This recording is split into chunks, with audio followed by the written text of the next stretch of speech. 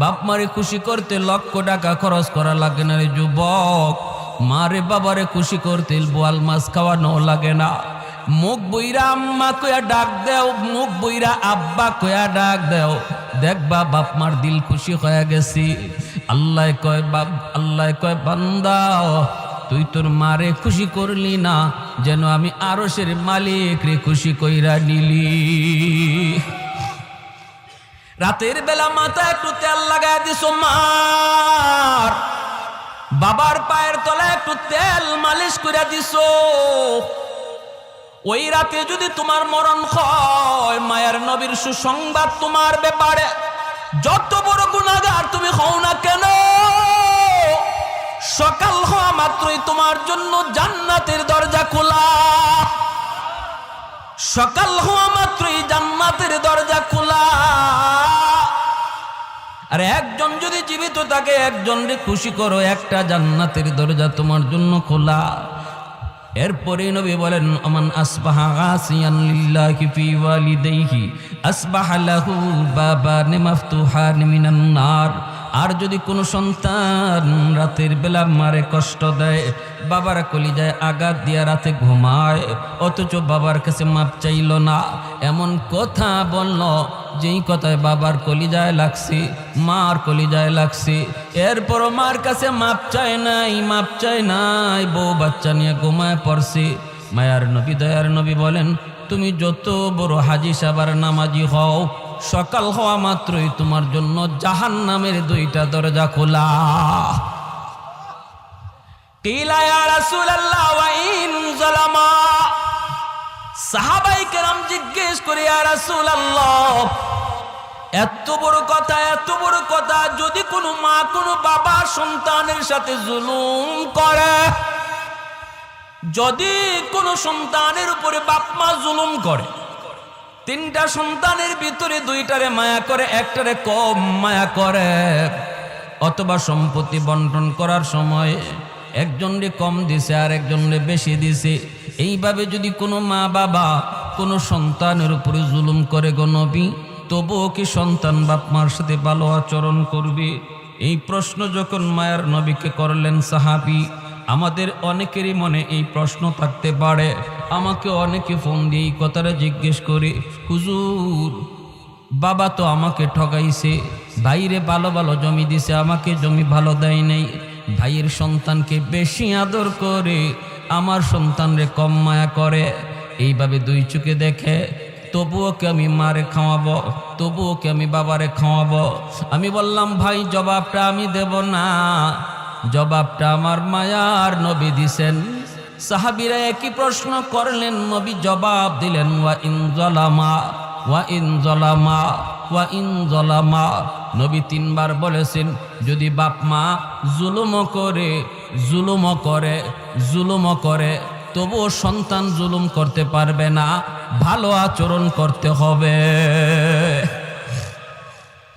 একমাত্র কারণ হলো তিনি আমার মা, একমাত্র কারণ তিনি আমার বাবা, একমাত্র কারণ তিনি আমার বাবা, তিনি আমার মা।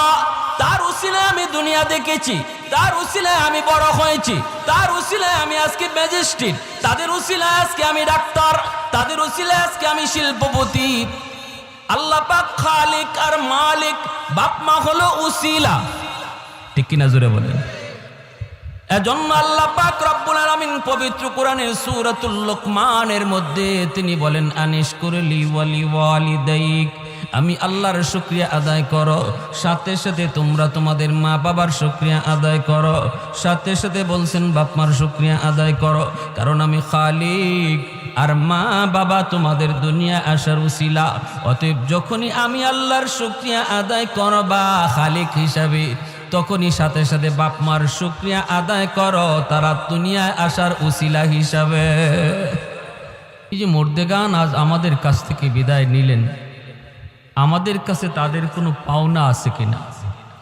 আমরা যে তাদের রুহের মাগফিরাত কামনা করব, কোন তরিকায়, কিভাবে তাদের জন্য আমরা উপকার করব, এই বিষয় নিয়ে আমি কিছু কথা বলবো ইনশাআল্লাহ।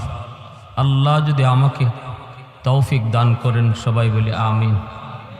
মুআজ্জাজ হাজিরিন, বনু তামিম গোত্র মদিনার একটি প্রসিদ্ধ গোত্রের নাম। এই বনু তামিম গোত্রের এক যুবক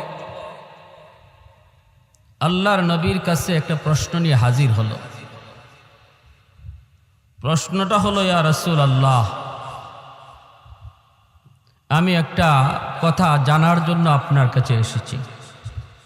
নবীজি বলেন, কি কথা বলো? এই কথা বলার আগেই যুবকের চেহারা ফ্যাকাশে হয়ে গেল, যুবকের চোখে পানি জমে গেল, সে কান্না শুরু করল। নবীজি বলেন, বলো, তোমার কি কথা বলো।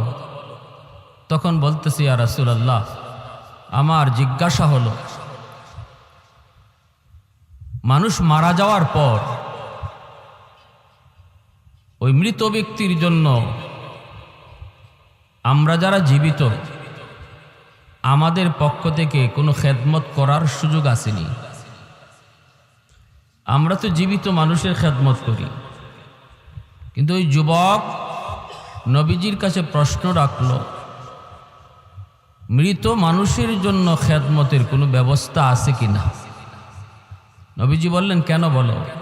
এই কথা বলতেই বলে, ইয়া রাসূলুল্লাহ, আমি একজন অসহায় এক যুবক, আমি আমার মা বাবার গর্ভে একমাত্র সন্তান। আমার মা আমার বাবা বড় কষ্ট করে আমাকে লালন পালন করেছেন, অভাবী সংসার। বাবা দিন আনতেন, দিন খাইতাম। কখনো বাবা যদি কাজে বের হতে না পারতেন, তাহলে এই দিন উপাস থাকতে হতো। আমি কত দেখেছি, মা নিজের খানাটা আমাকে খাওয়াইছেন, মা উপাস ছিলেন। আমি কত দেখেছি আমার বাবা উপোস ছিলেন, শেষ বয়সে চিকিৎসার অভাবে মারা গেলেন। কিন্তু ইয়া রাসূলুল্লাহ, আমি কোনোই উপকার করতে পারলাম না। আমার কাছে তখন টাকা পয়সা ছিল না, আমি উপযুক্ত হয়েছি, টাকা পয়সা কামানোর কোনো সুযোগ আমি পাই নাই। চোখের সামনে সে অভাব আর কষ্ট আর কান্না নিয়েই আমার আম্মা আমার আব্বা দুজন কবরে চলে গেলেন। আমি কোনো খেদমত করতে পারি নাই, কোনো খেদমত করতে পারি নাই। এই ধরনের আমাদের মধ্যে আসেনি না? নাই, আছে। যুবক বলতেছে, ইয়া রাসূলুল্লাহ, এখন আল্লাহ আমাকে অনেক সম্পদ দিছে, আমি এখন প্রচুর সম্পদের মালিক, টাকা পয়সার কোনো অভাব নাই, কিন্তু আমার এই টাকা দিয়ে কার খেদমত করব? যার খেদমত করার ছিল সে তো নাই, তারা তো নাই। ওগো নবীজি, এখন আমি শুধু রাতের বেলা কান্না করি, চোখের পানি জড়াই, মার সে অভাবের দৃশ্য দেখা, মার কষ্টের কথা চিন্তা কইরা, বাবার কষ্টের কথা চিন্তা করে, যে আজ আমি চাইলে আমার আম্মাকে আমার আব্বাকে যত বড় ডাক্তার হোক তারে দেখাইতে পারতাম, মাকে একটা ভালো শাড়ি কিনে দিতে পারতাম, আব্বারে একটা ভালো লুঙ্গি কিনে দিতে পারতাম। যখন মা বাবা দুনিয়ায় ছিল তখন আমার তৌফিক ছিল না, আর এখন আল্লাহ আমাকে তৌফিক দিছে, কিন্তু সুযোগ কেড়ে নিয়েছে, মা বাবা কবরে শায়িত। ইয়া রাসূলুল্লাহ, ওগো নবীজি, আমি জানতে চাই, আমি কি আমার আম্মা আব্বাকে কোনো খেদমত করার সুযোগ আছে? এই কথা বইলা যুবক কাঁদতেছে। যুবকের কান্না দেখে আমার আপনার রহমতের নবীও কান্না শুরু করে দিছে। কারণ নবীজি তো মা বাবার কথা শুনলে এমনিতেই নরম হয়ে যান। কারণ জন্মের আগেই তো আমার আপনার নবী বাবা হারাইছেন, বুঝ হওয়া মাত্রই মা হারাইছেন, মার খেদমতের সুযোগও নবী পান নাই, বাবাকে তো চোখেই দেখেন নাই। আব্বা ডাক্তার ভিতরে কত মজা আমার আপনার নবী তা জানেন না। বাবা ডাক দিলে কত মজা লাগে সেটা নবী বুঝতেন না। এজন্য মা বাবার কথা যেই বলতো মায়ার নবী তখনই কান্না শুরু করে দিতেন। রাসূল করিম সাল্লাল্লাহু আলাইহি ওয়াসাল্লাম যুবকের এই কথা শুই না নবী তাকে সান্ত্বনা দিয়ে বলেন, যুবক, কান্না থামাও, কান্না থামাও।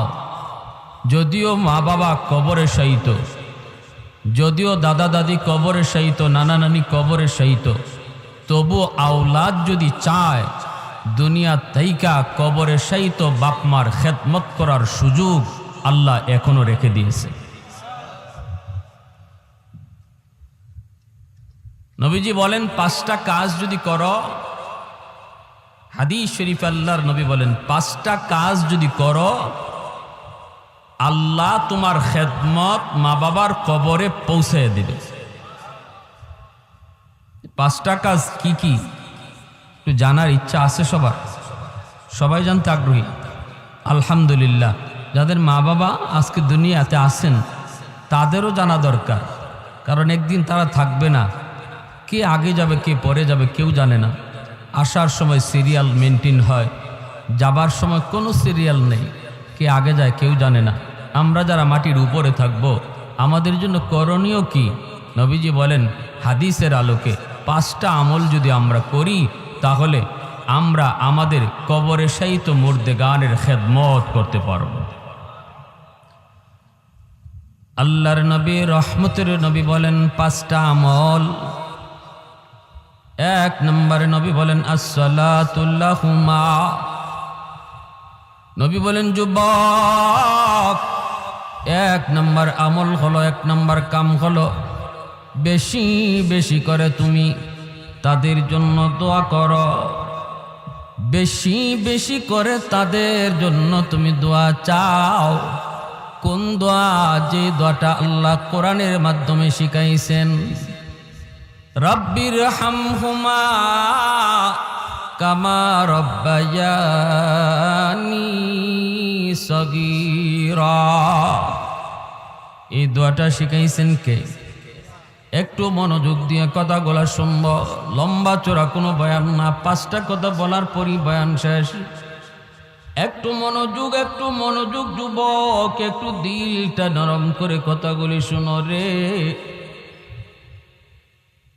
আল্লাহ নবী বলে 1 নাম্বার হলো তাদের জন্য দোয়া।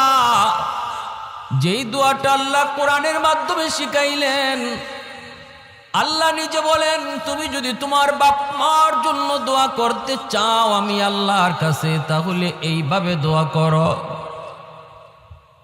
যদি আল্লাহ নিজে দোয়া শিখায় দেন তাহলে বোঝা গেল এইভাবে দোয়া করলে আল্লাহ কবুল করবে, এর গ্যারান্টি আছে, ঠিক না? ফ্যাক্টরির মালিক যদি বলে আমার ফ্যাক্টরিতে যারা চাকরি করার জন্য দরখাস্ত দিয়েছো,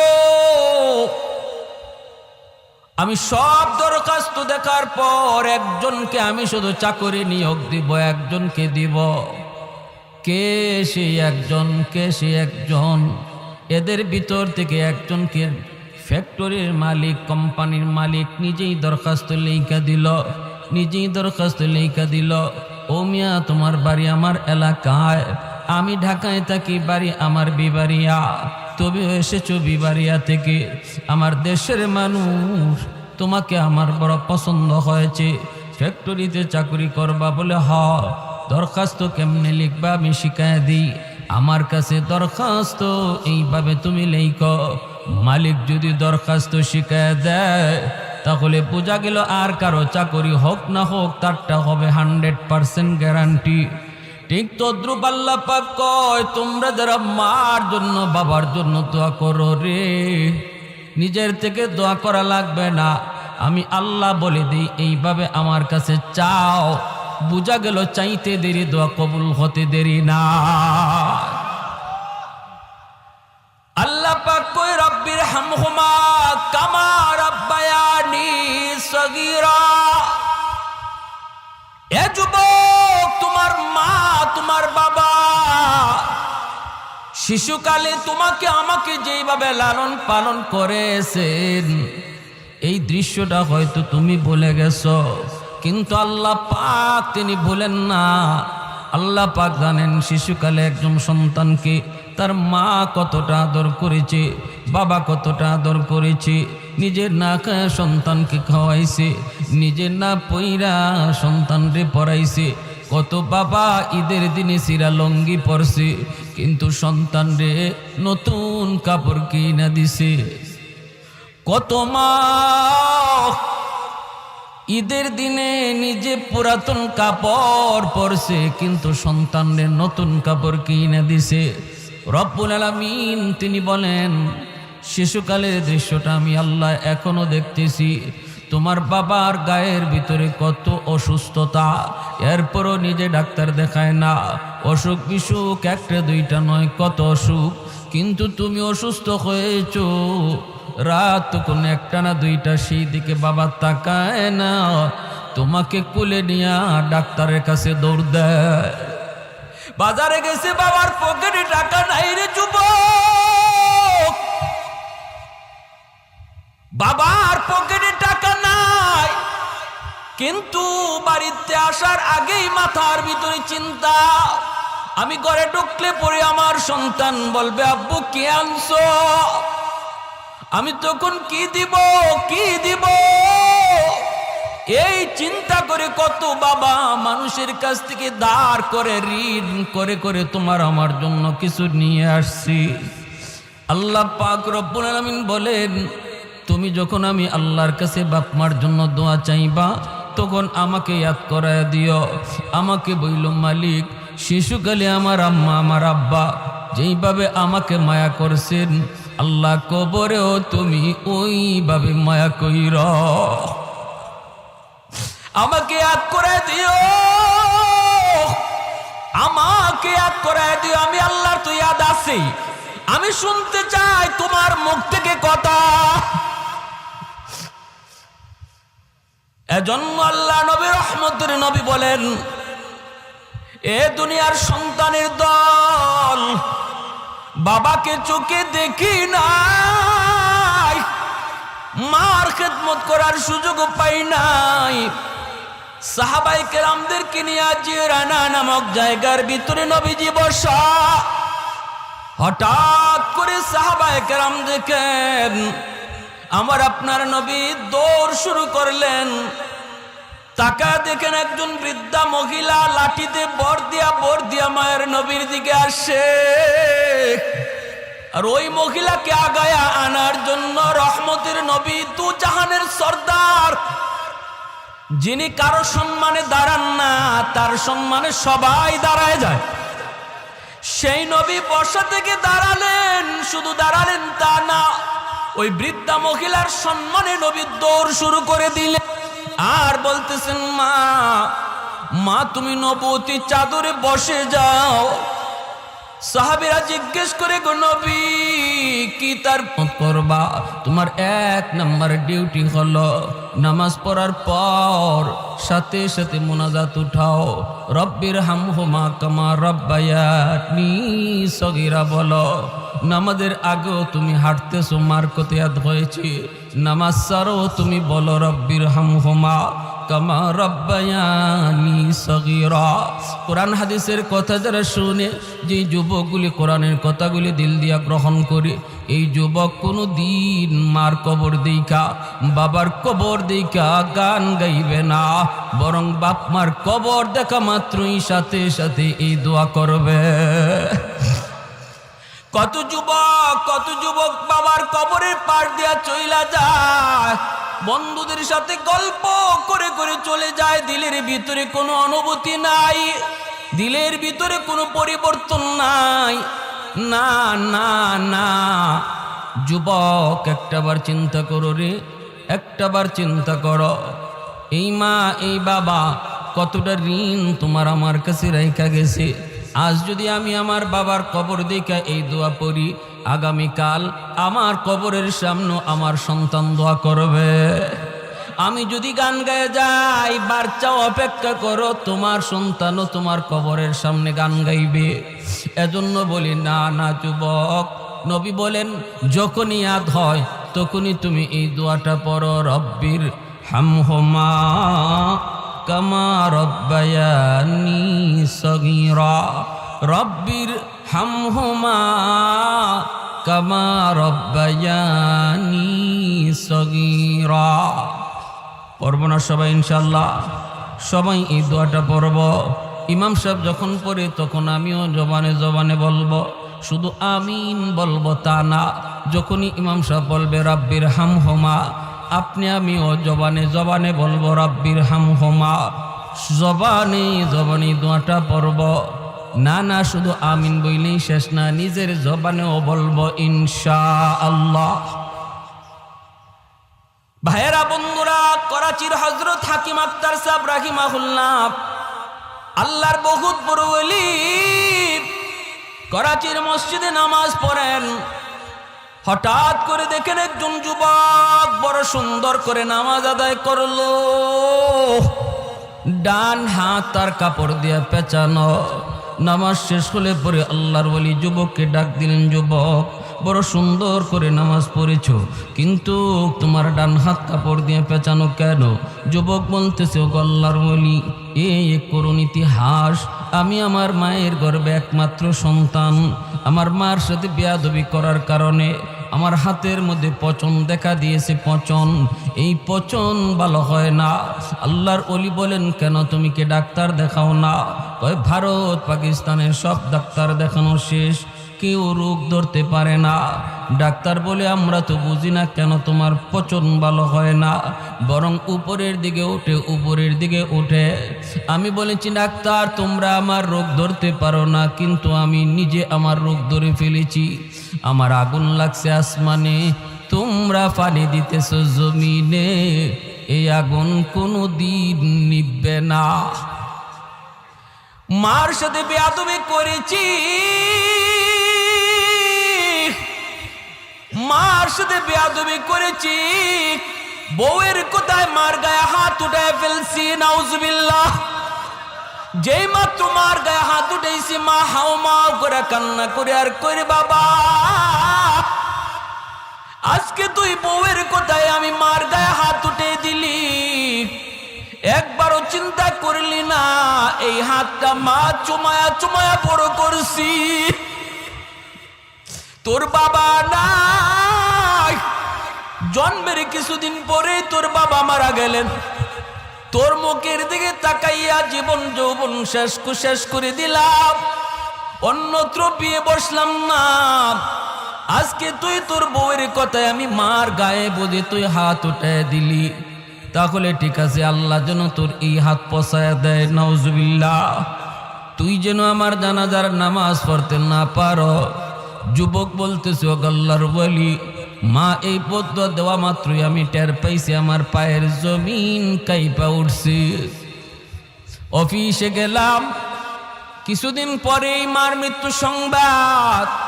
বাড়িতে আসার জন্য রওনা দিলাম, কিন্তু রাস্তায় এত সমস্যা হয়েছে অন্য কোনোদিন হয় না। গ্রামে পৌঁছতে পৌঁছতে মার জানাজা গ্রামবাসী পড়ে ফেলেছে। আমি এসে হাউমাউ করে কান্না করি। মুরব্বীরা কয়, বাবা তোমার জন্য অনেক অপেক্ষা করেছি। মানুষজন আর ধৈর্য ধরে না, এজন্য জানাজা পড়ে ফেলেছি। আমি কান্দি আর বলি, এটা তোমাদের দোষ না, এটা আমার কপালের লিখন গো। মার একটা বদ্ধ ছিল, তুই আমার জানাজার নামাজ যেন পড়তে না পারো। মার এই বদ্ধ কবুল হয়ে গেছি। মার আরেকটা বদ্ধ আসিল, তোর হাত যেন পচা যায়। অল্প দিন পরে আমি দেখলাম ওই হাত, যে হাত আমি মার গায়ে উঠেছি, এই হাতের মধ্যে ফুরা দেখা দিছি। এই ফুরা থেকে পচন শুরু হয়ে গেছি। ডাক্তারের কাছে গেলাম, কেউ রোগ ধরতে পারে না, অ্যান্টিবায়োটিক খাই, অ্যান্টিবায়োটিক দেয়, কিন্তু রোগ সারে না, কোনোভাবেই তো রোগ সারে না। আমি তো আমার রোগ ধরে ফেলেছি। আমার হাতের পচনের দুর্গন্ধ এত বেশি। সুন্দরী বউ, যেই বউয়ের কারণে আমি মার গায়ে হাত তুলছিলাম, সেও আমারে সেইরা বাপের বাড়ি চলে গেছে। এলাকার মানুষ আমাকে বাড়ি থেকে বের করে দিয়েছে। আমি এখন রাস্তায় রাস্তায় ঘুরি, মসজিদে মসজিদে কান্না করি আর সেজদা দিই। হাতটা কাপড় দিয়ে পেঁচিয়ে রাখি, যাতে মানুষ দুর্গন্ধ না পায়। গো আল্লাহর ওলি, আমার কি আল্লাহর কাছে কোনো মাফ আসেনি? আমি কি কোনো মাফ পাইমনি? মাফ পাইমনি? সমাজে এমন কত যুবক, মার সাথে তুমি বেয়াদবি করতেছ, বাবার সাথে তুমি বেয়াদবি করতেছ। আমার নবী কয়, রাদাল্লাহি ফি রাদাল ওয়ালিদাইন ওয়া সাকাতুর রাব্বি ফি সাকাতিল ওয়ালিদাইন।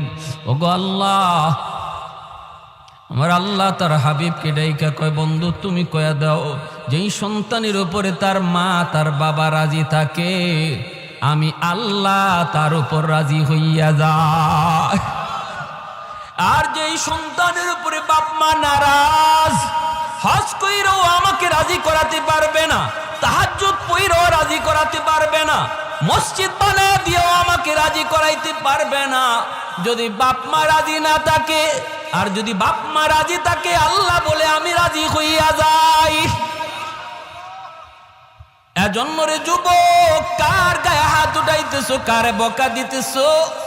নবীজি বলেন, মান আসবাহা মুতিআন লিল্লাহি ফি ওয়ালিদাইহি আসবাহা লাহু বাবান মাফতুহান মিনাল জান্নাহ।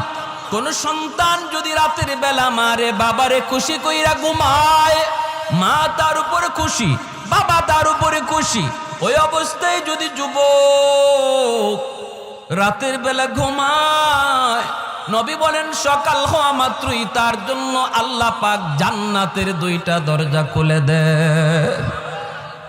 ফাইন কানা ওয়াহিদান ফাওয়াহিদা, নবী বলেন যদি একজন জীবিত থাকে আর একজনকে খুশিরা কইরা সে রাতে ঘুমায়, মার সাথে বসে একটু গল্প করলো, মার সাথে বসে একটু পরিবারের কথা নিয়ে কথা বলল, মাকে একটু হাসাইল, মার একটা পান বানায় দিল, ঘুমাইবার সময় মার মাথা একটু তেল মালিশ করে দিল, বাবার পায়ের তলা একটু তেল লাগায় দিল, বাবার কলিজাটা খুশি হয়ে গেল।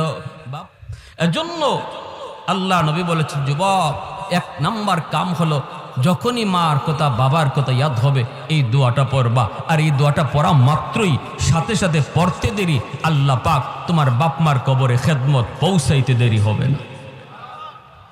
2 নম্বরে নবী বলেন, ওয়াল ইস্তিগফারু লাহুমা, মার জন্য বাবার জন্য তুমি সাধ্যমতো দান করো, সদকা করো, মসজিদ মাদ্রাসায় দান করো, অভাবী মানুষকে দান করো। মার আত্মীয় অভাবী, বাবার আত্মীয় অভাবী, অভাবী মানুষকে তুমি দান করো। যখনই তাদের নামে তুমি দান সদকা করবা, সাথে সাথে আল্লাহ পাক তোমার মা বাবার কবরে তোমার খেদমত পৌঁছে দিবে। 3 নম্বরে নবী বলেন, ইনফাযু আহদিহিমা মিন বাদিহিমা, মা বাবার যদি কোনো মানুষে যদি তোমার মার কাছে বাবার কাছে কোনো পাওনা থাকে, কারো ঋণ লইয়া যদি মা কবরে যায় থাকে, বাবা কবরে যায় থাকে, নবী বলেন 3 নম্বর হলো বাবার ঋণ পরিশোধ করো। যখনই তুমি বাবার ঋণ পরিশোধ করবা, সাথে সাথে বাবার কবরে তোমার খেদমত পৌঁছায় দিবে কে? আর একটু জোরে বলেন কে? আর একটু জোরে বলেন কে? বাবার ঋণ তুমি পরিশোধ করবা, পৌঁছে দিবে আল্লাহ তোমার খেদমত। ভাইয়েরা, বন্ধুরা, প্রতিবেশীর হক নষ্ট করেছে তোমার বাবা, তুমি জানো 1 হাত 1.5 হাত জায়গা বাবা জোর দখল করে নিয়েছে।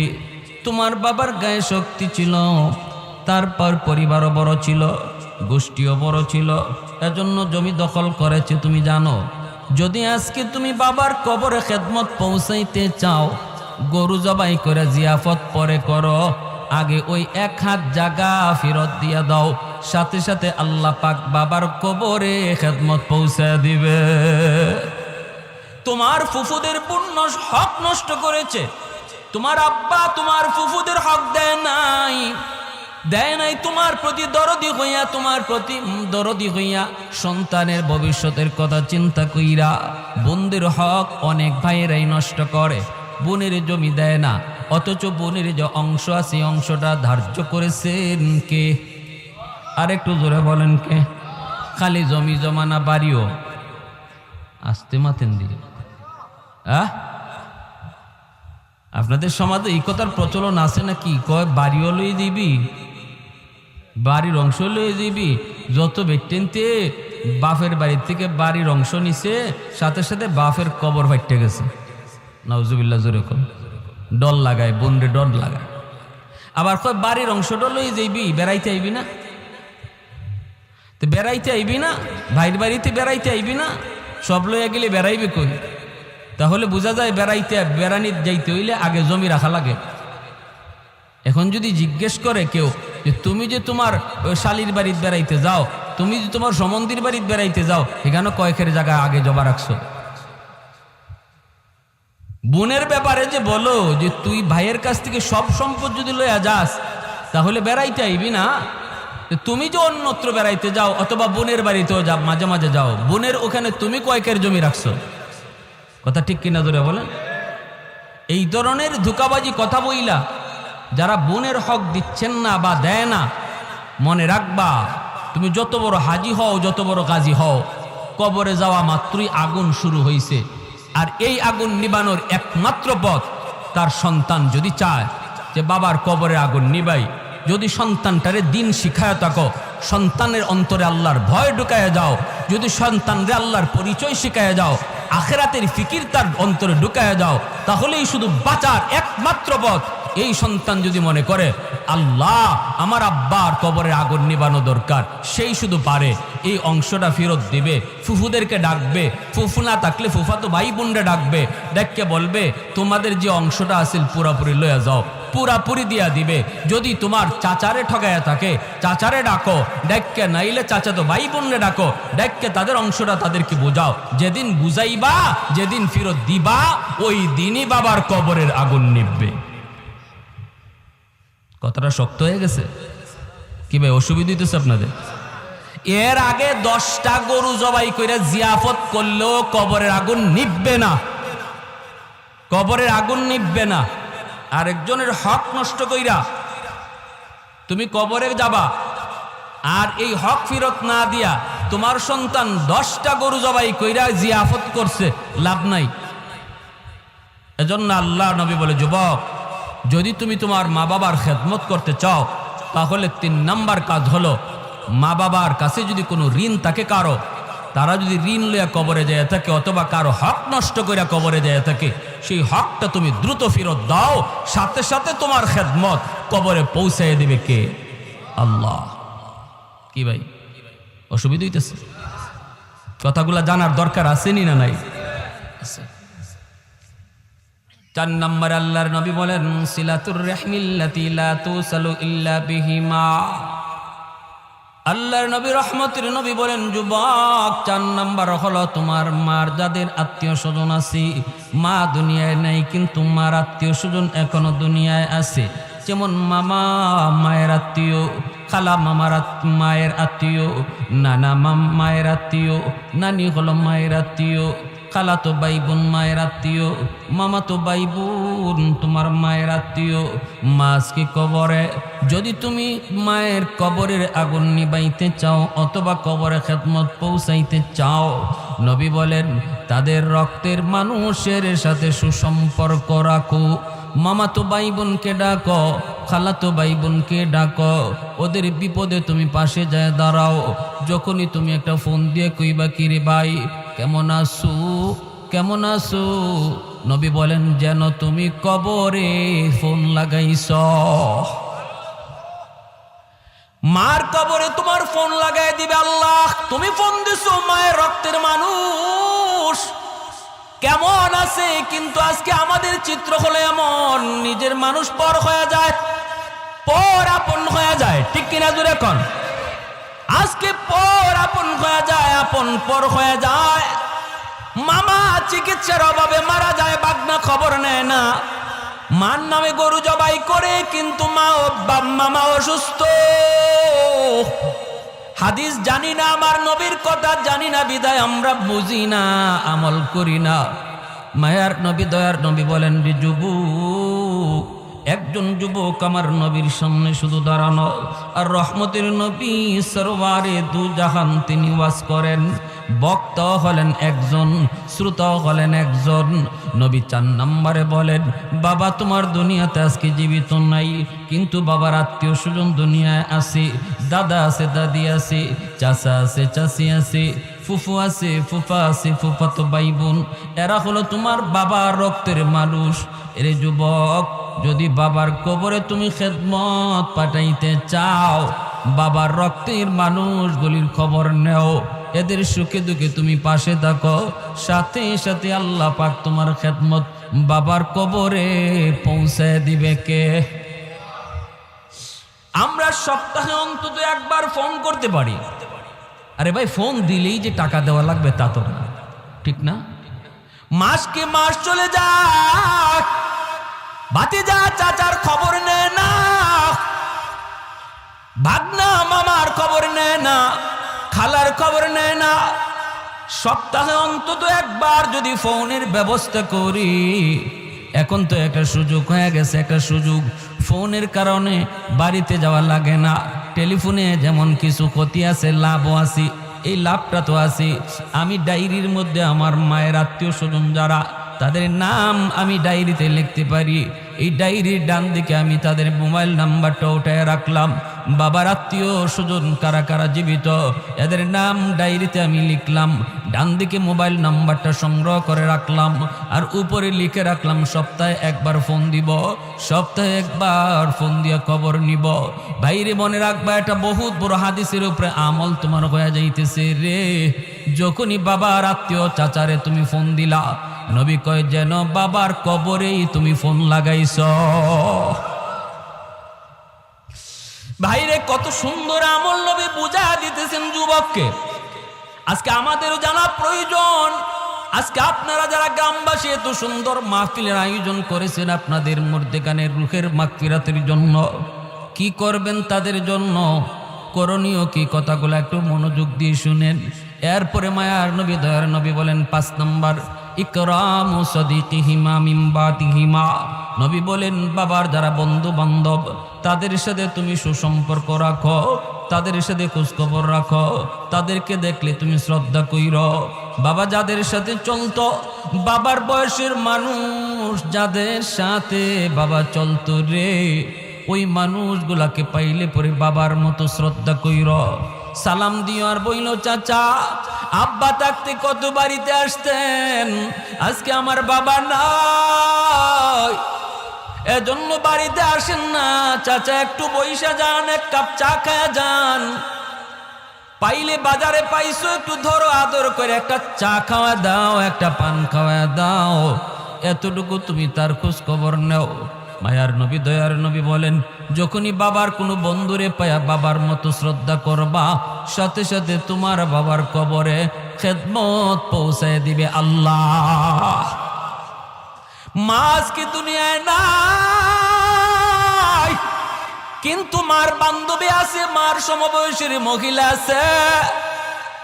পাইছো বলতেছো চাচি একটু বাড়িতে উঠেন, এক কাপ চা খেয়ে যান।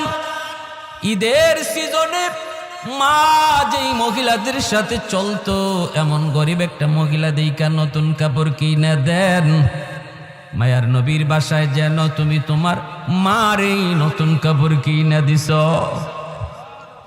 এইভাবে আল্লাহর নবী যুবককে একটা ওয়াজ করলেন আর বললেন 5টা আমল যদি করো, যখনই সন্তান বাপমার নামে এমন কোনো দান সৎকা করে, এমন কোনো ভালো আমল করে, আল্লাহ কেমনে সাথে সাথে পৌঁছায়। জুনাইদ বাগদাদি রহমতুল্লাহি আলাইহি তিনি ঘুমাইছেন, স্বপ্নে দেখেন একজন মানুষ, চেহারাটা জাহান্নামী চেহারা, কানতেছে, কালো কুৎসিত, আযাবের চিহ্ন তার চেহারার মধ্যে রয়েছে। জুনাইদ বাগদাদি রহমতুল্লাহি আলাইহি বলেন কে গো, কি তোমার পরিচয়? লোকটা বলতেছে হুজুর আপনি আমাকে চিনবেন না, আমি আপনার এলাকারই একজন মানুষ, বহু আগে আমার মরণ হয়েছে, কিন্তু কবরে আমি শান্তিতে নাই, কবরে আমি শান্তিতে নাই গো, কবরের মধ্যে আমি আযাবে আছি। আমার দুনিয়াতে কোনো সন্তান নাই, আছে শুধু একটা মেয়ে সন্তান। আমার আল্লাহ আমাকে জানাইছে আমার মেয়েটা যদি আমার জন্য আল্লাহর কাছে কোনো ভালো কাজ করে, এই উসিলায় আল্লাহ আমাকে মাফ করে দিবে। আমার নামে যদি সদকা করে, আমার নামে যদি কোনো ভালো কাজ করে, আল্লাহ আমারে মাফ করে দিবে। কারণ সন্তান যখন বাপ মার জন্য কোনো ভালো কাজ করে অথবা দোয়া করে, সন্তানের জন্য বাপ মায়ের দোয়া করলে যেমন সরাসরি কবুল, সন্তানও যদি বাপ মার জন্য দোয়া করে এই দোয়াও সরাসরি কবুল। সালাসাতুন দাওয়াতুম মুস্তাজাবাতুন লা শাক্কা ফীহ, দাওয়াতুল মাজলুম ওয়া দাওয়াতুল মুসাফির ওয়া দাওয়াতুল ওয়ালিদ আলা ওয়ালাদিহি। আল্লাহ নবী রহমতের নবী বলেছেন 3 ব্যক্তির দোয়া সরাসরি আল্লাহর দরবারে কবুল হয়। এক হলো মজলুমের দোয়া, আর এক হলো মুসাফিরের দোয়া, আর এক হলো বাপ মার দোয়া। বাপ মার দোয়া যেমন কবুল, সন্তানের দোয়াও বাপ মার জন্য কবুল। জুনাইদ বাগদাদি কই এবার আমার কাছে কি চাও? কয় হুজুর আমি আপনার কাছে একটু সাহায্য চাই, যদি আমার মেয়েটার একটু খবর দিতেন যে আমি বড় বিপদে আছি, সে যদি আমার নামে একটু সদকা করে আল্লাহ আমাকে মাফ করে দিবে। জুনাইদ বাগদাদির ঠিকানা লইয়া ঘুম থেকে উইটা ওই মেয়েটার সংবাদে তিনি বের হয়ে গেলেন। এলাকার মানুষকে তিনি জিজ্ঞেস করেন, মহিলা মানুষেরা কয় হুজুর মহিলাটা বড় খারাপ, ওর কাছে আপনি কেন যাইবেন, ওর চরিত্র ভালো না। জুনাইদ বাগদাদি কয় আমি চরিত্র ভালো মন্দ বুঝি না, আমাকে বলো কোথায় গেলে পাবো। কই নদীর ঘাটে গোসল করে। জুনাইদ বাগদাদি তিনি নদীর পাড়ে আইসা দাঁড়ায় রইলেন। মেয়েটা গোসল শেষ করে আইসা কয় মৌলবী তুমি আবার কি চাও? জুনাইদ বাগদাদি কয় মা আমি চাই না, আমি একটা খবর নিয়ে এসেছি। কয় কার খবর? কয় তোমার বাবার খবর। কয় আমার বাবার কিসের খবর? বাবা তো বহু আগে কবরে। বাবার আবার খবর কিসের? জুনাইদ বাগদাদি কয় তোমার কবরের বাবার সংবাদ। কি খবর? মারে তোমার বাবা কবরের মধ্যে আযাবে আছে, স্বপ্ন যুগে আমাকে দেখাইছে, আমার কাছে একটু সাহায্য চাইছে রে মা, আমি যেন তোমাকে এই সংবাদটা দিই। তুমি যদি তার নামে একটু দান সৎকার করো আল্লাহ পাক তোমার বাবার কবরের আযাব আল্লাহ মাফ করে দিবে। এই কথা বলতি যে গুনাহ করে, অতিরিক্ত গুনাহ করার কারণে মানুষের কলিজা শক্ত হয়ে যায়। একটা দুইটা গুনাহ করে তখন কলিজায় দাগ পড়ে, এক পর্যায়ে কলিজাটা গুনার কারণে শক্ত হয়ে যায়। মহিলাটার কলিজা শক্ত হয়ে গেছে। জুনাইদ বাগদাদির দিকে এক মুঠ পানি হাতে নিয়া ঢিল মারছে ঠাট্টা কইরা, আর কয় এইটুকু পানি আমার বাপের রুহের মাগফিরাতে সদকা করলাম। জুনাইদ বাগদাদি দেহটা সরায় নিলেন, পানিটা ওনার দেহে পড়ল না, পানিটা পড়ল মাটিতে। আর জুনাইদ বাগদাদি তিনি চলে গেলেন আফসোস করে করে, হায় রে এমন সন্তান বুঝি হয় যেই সন্তানের জন্য বাবা রাতকে দিন বানাইল, যেই সন্তানের জন্য বাবা রক্ত পানি করলো, মাথার গাম পায়ে ফালাইল, এই সন্তান বুঝি বাবার জন্য এই করে। কষ্ট পেয়ে তিনি বাড়িতে চলে গেলেন। রাতে ঘুমাইলেন, স্বপ্নে দেখেন ওই মানুষটা, গত রাতের মানুষটা জান্নাতি চেহারা লয়া সামনে হাজির। আল্লাহর ওলি বলে ভাই কি খবর? চেহারা পরিবর্তন কেমন করে হলো? হাসি খুশি চেহারা। হুজুর আমি আপনার কৃতজ্ঞতা স্বীকার করতে এসেছি, শুকরিয়া জানাইতে এসেছি। জুনাইদ বাগদাদি কয় কই তোমার মেয়ে তো কিছুই করলো না, আমি তো খবর ঠিকই শুনাইছি, তাহলে পরিবর্তন কেমনে হলো? এইবার লোকটায় কয় হুজুর আমার মেয়েটা যে পানি ছিটা দিছে আপনার দিকে, এই পানিটা আপনার গায়ে লাগে নাই, পানিটা পড়ছে মাটিতে। একটা পোকা অনেক দিন যাবৎ পানির তৃষ্ণায় ছটফট করতেছিল, জানজায় অবস্থা। এই পোকার মুখে যখন পানির ছিটাটা যায় পড়ছি, পোকা পানি পান কইরা তার জীবন রক্ষা পাইছে। পোকায় দোয়া করেছে আল্লাহ যার উসিলায় জীবন ফিরে পাইলাম, আল্লাহ তুমি তারে মাফ করে দাও। এই উসিলায় আল্লাহ আমাকে মাফ করে দিছে। मैं तालिब मौला हूँ मेरे इश्क निराला,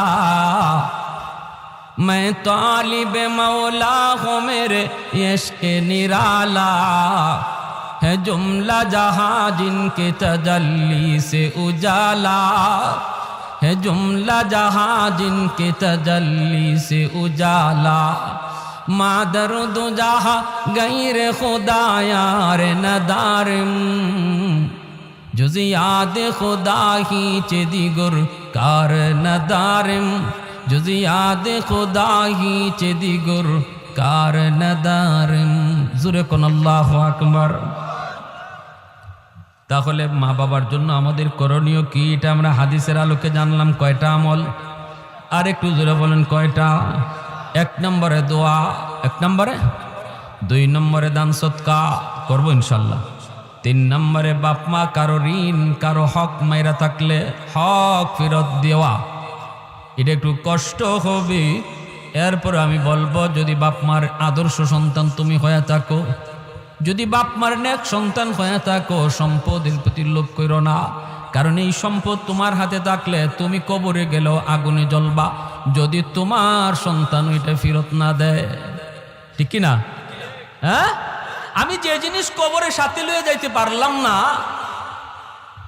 এই জিনিসের কারণে কবরে আমি মাইর খাইমো, জাহান্নামের আগুনে জ্বলমো, অথচ এটা জানার পরেও আমি দুনিয়া থাকতে এটার ব্যবস্থা করলাম না, সে বুদ্ধিমান না বোকা? জোরে বলেন, বুদ্ধিমান না বোকা? বোকা, সে বোকা। এজন্য আমার ভাই সাবধান, বোনদের হক কেউ নষ্ট করব না, ছোট ভাইয়ের হক নষ্ট করব না, প্রতিবেশীর হক নষ্ট করব না। এটা খতরনাক কবিরা গুনাহ। আপনার মৃত্যুর পর যদি আপনার সন্তান এটা ফেরত না দেয়, আপনার বাঁচার কোনো পথ নাই, কোনো পথ নাই। কিন্তু সন্তানের দিল তৈরি হলে তো, সন্তান যদি আমি ওইভাবে গইরা তুলি, সন্তানরা যদি দিন শিখায়া যায়, সন্তানরা যদি আখেরাত বুঝায়া যায়, সন্তানরা যদি আল্লাহর পরিচয় জানায়া যায়, তাহলে তো এতটুকু করবে। এতটুকু তো আমরা করি না, ঠিক কিনা জোরে কর? এতটুকু তো করি না। তাহলে আমি কেন এত বড় বোকা সাজবো? আমি কেন এই কাজ করব যেই কাজের কারণে আমার মরণের পরে আমার শাস্তি পাইতে হবে, আর বুক করবে অন্যরা, শাস্তি পাইমো আমি, খাইব আরেকজনে, আর শাস্তি পাইমো আমি। এজন্য 3 নম্বর কাজটা হলো আমরা তাদের হক ফিরে, মানুষের হক ফিরে দিব। 4 নম্বর হলো তাদের আত্মীয় স্বজন যারা আছে তাদের সাথে খোঁজ খবর রাখবো। আমার সাথে একটু হাত তুটাইয়ে বলবেন, সপ্তাহে একবার আমরা এরকম ডায়েরির মধ্যে নাম লিখে আত্মীয় স্বজনের, সপ্তাহে না পারি 2 সপ্তাহে একবার আমরা তাদের নাম্বারে ফোন দিয়ে খোঁজ খবর নিব। আমার নবীর হাদিসের উপরে এই আমলটা কারা করতে রাজি আছি? একটু হাতটা উঠে আল্লাহরে দেখা। আল্লাহ তুমি কবুল করো, জোরে বলে না আমি। আজকে কালকে বাজারও যাইয়া আমরা একটা ডায়েরি কিনবো ইনশাল্লাহ। কোন একটা ডায়েরি কিনবো, কিনা এই ডায়েরির মাঝে আমার মার আত্মীয় কারা কারা জীবিত আছে, বাবার আত্মীয় কারা কারা জীবিত আছে, তাদের নাম লিখবো, নাম্বার, মোবাইল নাম্বার যদ্দূর ফারি আমার কাছে জানা আছে লিখবো, না জানা থাকলে সংগ্রহ করব, সংগ্রহ করে লিখে রাখবো। এই ডায়েরিটা থাকবে আমার কাছে, আমি উপরে লিখে রাখবো। আমি সপ্তাহে পারবো না, মাসে একদিন ফোন দিব, দেন মাসে একদিন ফোন, মাসে একদিন ফোন দিয়ে শুধু খোঁজ খবরটা নেবেন। বাইরে কেমন আছো তোরা, বোন রে কেমন আছো তোরা, এতটুকু খোঁজ দেন। আজকে আমি শিল্পপতি হয়ে গেলে, কোটিপতি হয়ে গেলে আমার স্বাস্থ্যবাইয়ের কোনো খবর রাখি না। হে রিক্সা চালায় না হে ভ্যান চালায়, এরকম কোনো খবর নাই। আমি লাখ লাখ টাকা মসজিদ মাদ্রাসায় দান করতেছি, কিন্তু আমার রক্তের মানুষ অসহায় না খায়া মরতেছে, এতে আল্লাহ এত খুশি না। ঠিক কিনা জোরে এখন? এত খুশি না। বাবার আত্মা খুশি না, বাবার রুহের মাগফিরাত এই আমলে হবে না যতটা আমলে হবে বাবার রক্তের মানুষের প্রতি খোঁজ খবর রাখলে। বিপদে পড়ে গেছে, চিকিৎসার অভাবে চিকিৎসা করাইতে পারতেছে না, বাবা নাই কিন্তু চাচা চিকিৎসার অভাবে টাকা পাইতেছে না, আপনি এখানে টাকাটা দেন। আল্লাহ নবী বলেন, বাবার রক্তের মানুষের খোঁজ নিবা, সাথে সাথে আল্লাহ তোমার বাবার খোঁজ খবরে নিবে। সুবহানাল্লাহ। আমার ভাই 5 নাম্বার হলো মা বাবার বন্ধু বান্ধব যারা, যদি বন্ধু বান্ধব না পাই, মার বয়সের মহিলা পাওয়া যায়, বাবার বয়সের পুরুষ মানুষ পাওয়া যায়, মুরব্বী মানুষ পাওয়া যায় বাবার বয়সের, বাবা এদের সাথে চলতো, এদেরকে দেখলে পরে সালাম কালাম দিয়া মুসাফা কইরা একটু ভালো করে জিজ্ঞেস করো। ক্ষমতা থাকলে ঈদের দিনে একটা গেঞ্জি কিনে দাও, চাচা একটা গেঞ্জি নাও, বাবা থাকলে বাবারে তো একটা গেঞ্জি কিনে দিতাম, আব্বা থাকলে আব্বার একটা লঙ্গি কিনে দিতাম, নাও তুমি নাও। এভাবে যদি তুমি তাদের অন্তত খোঁজখবর নাও, একটু তাদের সাথে শ্রদ্ধার নজরে কথা কও, আল্লাহ নবী বলেন সাথে সাথে তোমার খেদমত আল্লাহ বাবার কবরে পৌঁছে দেবে। এই 5টা আমল কারা কারা করতে রাজি? হাত উঠে আল্লাহকে দেখান। আল্লাহ তুমি কবুল করো, মঞ্জুর করো। আর এই যুবকগুলি দিলের কান্দে কথাগুলি শুনছে, আল্লাহ তাদের আম্মা আব্বার নেক হায়াত তুমি বাড়ায়া দাও। যারা কবরে চলে গেছে তাদের জন্য তোমার নবীর হাদিসের আলোকে আমলগুলি করার তৌফিক দাও। সবাই বলে আমিন। ওয়া আখির দাওয়ানা আনিল হামদুলিল্লাহি রাব্বিল আলামিন।